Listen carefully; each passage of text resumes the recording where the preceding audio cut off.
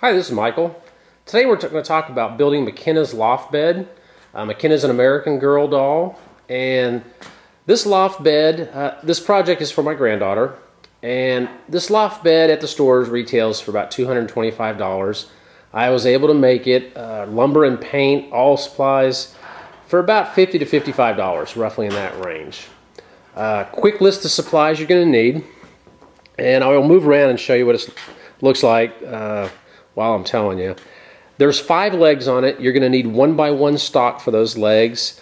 Lowe's has 3-foot sections. It really worked out good because you only need 2 feet, but I used all the extra drop for making the chair and using some cross bracing.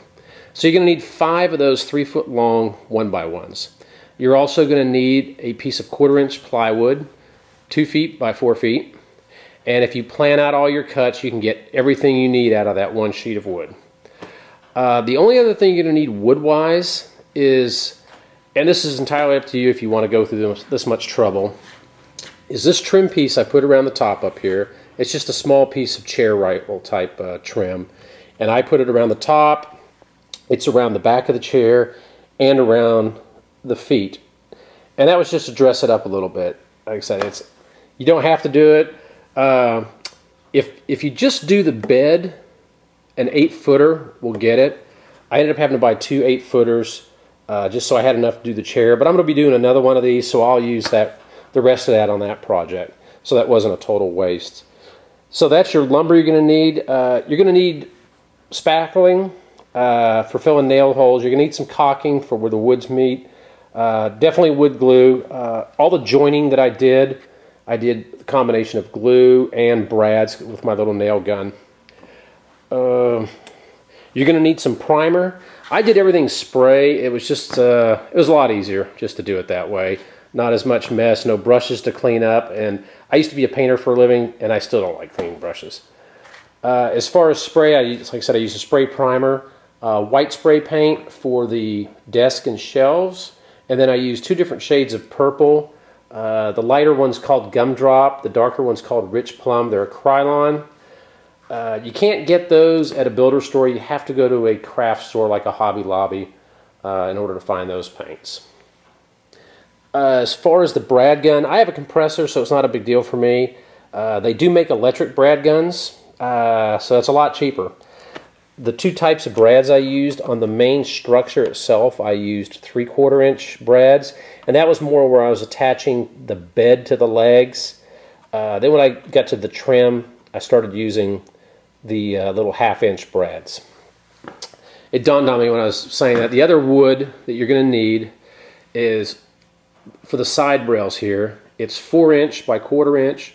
You're going to need 2 of them 2 feet long and 2 of them 1 foot long, and that does this entire box. Now the plywood, if you plan your cuts out, you're going to need 3 pieces of wood first cut out of that plywood. One of them is 11 by 23, and then 2 of them 10.5 by 21.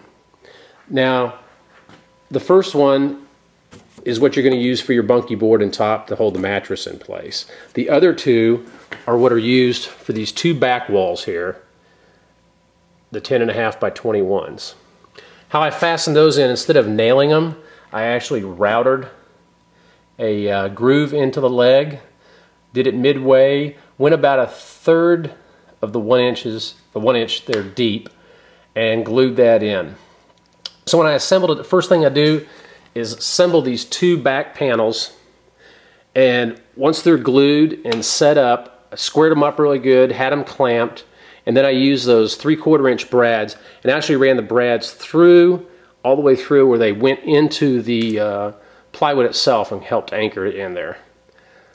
So then once those are built and dried, then I came back and started assembling all my 1/4-inch by 4s around to build this frame. And this is probably going to be the last one. This one leg stands alone by itself. It really doesn't have anything supporting it until the desk is put in, which is the last step of the whole project. So you got to be real careful with it. Another tip on the painting I want to give you, like I said, I used to paint for a living. Priming is key to everything, but it's also a lot of work. So you want to cut all your pieces of wood, prime them and sand them before you assemble, because sanding once this is together is a nightmare. Now also with this, we built a chair.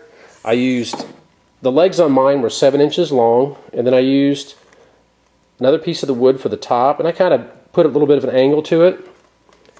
And then some of the trim work, that same trim I used on the bed, had 2 pieces up, 45 with a small one, and then once this frame was built, I adhered another piece of plywood to it, using the small brads and glue for the little chair.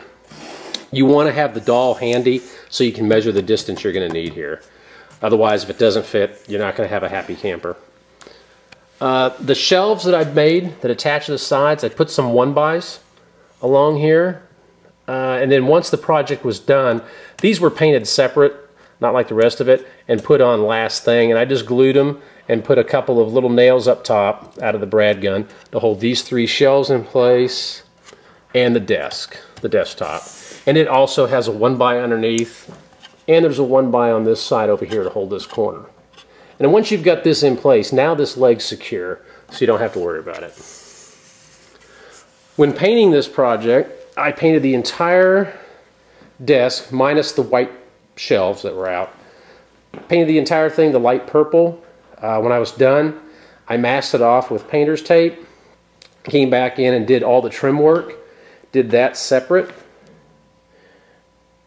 The masking itself, it takes a long time, so be prepared to spend a couple of hours taping this whole thing off. But it's worth it when you get done. You just peel the tape off, you've got a nice clean finish, clean edges, and it looks great.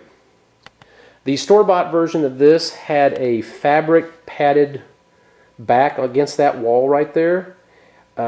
Wasn't sure of the purpose of the fabric. We couldn't figure it out, so we decided to go with a cork board and just make it a bulletin board. That way the doll can put up whatever she wants, in theory. Also, one thing you might want to think about real quick is this going on carpet or is this going on a hardwood floor or tile? My daughter's house has hardwood floors, so to keep from scratching it, I put little felt pads below all the feet of the bed and the chair. And then we found this little dresser at the craft store, and we thought it'd be a good little thing for the, put little doll accessories in. So, underneath here, I'll show you real quick too, this was another piece of the trim, the 1-by-1s. I put it across the middle here just for extra support. It helps to keep this entire frame squared up. You really don't need it for support of the bed for weight. It's more just to true things up. And then once I put the bunkie board in the top, I went ahead and used some brad nails and nailed it to the places. And that also helps to keep things square and true. Overall, it was a pretty easy project. You could probably do it in a couple weekends. The toughest thing about it is the painting, because you're having to let things dry before you can do anything. But anybody that's a little bit handy with wood could do this. This isn't a tough project at all. You just have to know how to use some glue and a nail, and it's fairly simple. So I hope you enjoyed this video, and get out there and try and make something. If not this one, maybe a different type of doll bed. You might see some ideas out there. If you just study them long enough, you can figure it out. If you have any questions, things you want to ask me about, feel free to contact me. And I'll be more than glad to answer them. And thank you for watching.